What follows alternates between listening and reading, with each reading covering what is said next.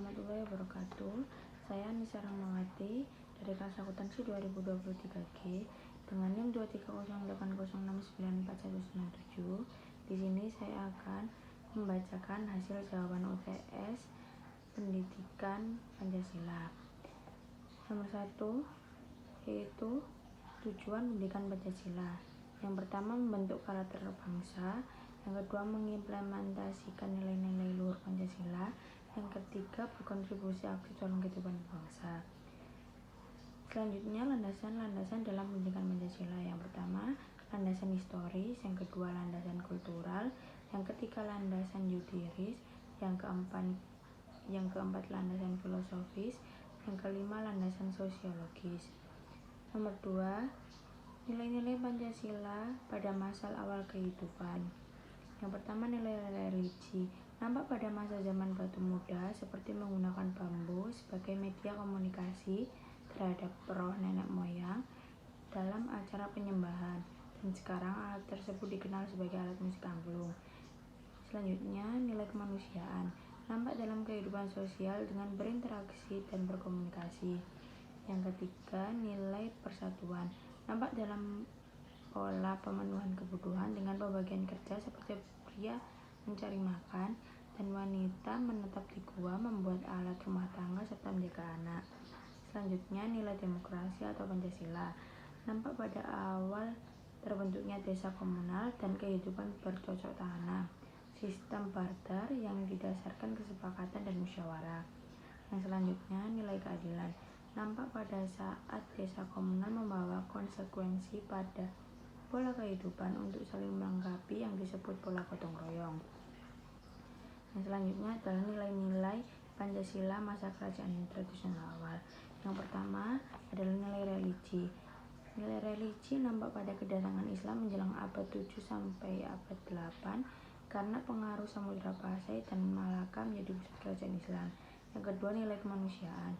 Nampak pada sikap masyarakat Indonesia yang terbuka, ramah pada siapapun, dan menghargai hak asasi. Yang ketiga, nilai persatuan. Mulai nampak ketika perpaduan budaya berkembang di bidang politik.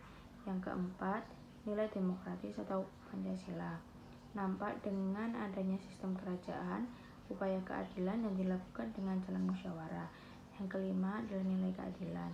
Dibuktikan dengan adanya yupa peninggalan Raja Mula Warman yang berisi tentang kebaikan beliau ketika bersedekah tanah, hasil bumi, dan sapi pada Brahmana yang datang ke Kutai. Selanjutnya, nilai-nilai Pancasila masa kerajaan nasional. Yang pertama, nilai religi. Nampak pada abad ke-7 sebagai pusat pendidikan agama Buddha Mahayana terpenting di Asia Tenggara dan Asia Timur. Yang kedua, nilai kemanusiaan. Nampak pada memberikan kebebasan desa untuk berotonomi khusus untuk menjadi tentram, damai, dan tertib. Yang ketiga, nilai persatuan, yaitu dibuktikan dengan prasasti Telaga Batu bahwa tata tertib negara berisi ancaman dan pelanggaran. Yang keempat, nilai demokratis atau pemusyawaraan, yaitu nampak dengan semua permasalahan yang diputuskan secara musyawarah melalui Dewan Negeri yang menjadi wadah politik untuk memberikan nasihat. Yang kelima, nilai keadilan. Dengan tidak keberatan mengakui Cina sebagai negara yang berhak diberi ukti. Selanjutnya, nomor 3, yaitu nilai-nilai patriotisme bangsa Indonesia ketika melawan penjajahan sampai masa proklamasi kemerdekaan Indonesia, yaitu seperti semangat persatuan, rela berkorban, keberanian, solidaritas, dan semangat cinta tanah air.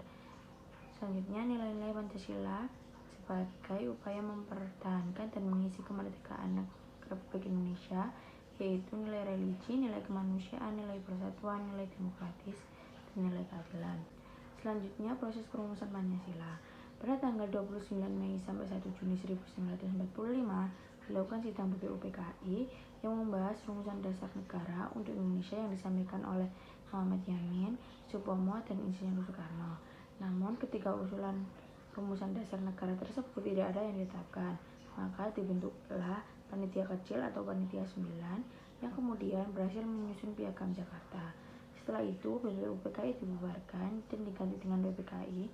Kemudian ada sidang dan menghasilkan penetapan dasar negara Pancasila. Selanjutnya, Pancasila sebagai dasar negara, yaitu sebagai norma dasar dalam penyelenggaraan bernegara yang menjadi sumber dari segala sumber hukum sekaligus menjadi cita hukum bangsa Indonesia. Yang nomor 5, Pancasila sebagai dasar negara adalah sistem nilai dan pandangan hidup bagi seluruh masyarakat Indonesia. UUD RI tahun 1945 sebagai konstitusi yaitu bersifat mengikat, berisi norma-norma kaidah, aturan atau ketentuan yang harus dilakukan dan ditaati oleh semua komponen negara. Selanjutnya, kedudukan UUD RI tahun 1945 sebagai konstitusi yaitu sebagai hukum tertinggi sehingga dijadikan pedoman hukum bagi setiap peraturan perundangan di bawahnya. Selanjutnya, hubungan Pancasila dengan pembukaan Undang-Undang NRI tahun 1945 yaitu dalam pembukaan UUD NRI tahun 1905 terdapat rumusan Pancasila. Selanjutnya, nomor 6. Pandangan hidup adalah prinsip-prinsip dasar yang diyakini keberadaannya yang kemudian dijadikan pedoman dalam menghadapi kehidupan. Manusia sebagai makhluk individu dan sosial yaitu manusia sebagai makhluk individu itu memiliki corak kepribadian sendiri, sedangkan manusia sebagai makhluk sosial yaitu manusia membutuhkan manusia lain untuk menjalani kehidupan sehari-hari. Selanjutnya, nilai-nilai Pancasila sebagai sumber karakter. Sila pertama, ketuhanan yang Maha Esa yaitu mengakui keberadaan Tuhan dan menjunjung tinggi nilai-nilai keagamaan. Sila kedua, kemanusiaan yang adil dan beradab yaitu menghormati setiap individu dan menjunjung tinggi prinsip keadilan. Sila ketiga, persatuan Indonesia yaitu mempertahankan kesatuan dan persatuan bangsa Indonesia. Sila keempat, kerakyatan yang dipimpin oleh hikmat kebijaksanaan dalam permusyawaratan perwakilan yaitu mengedepankan demokrasi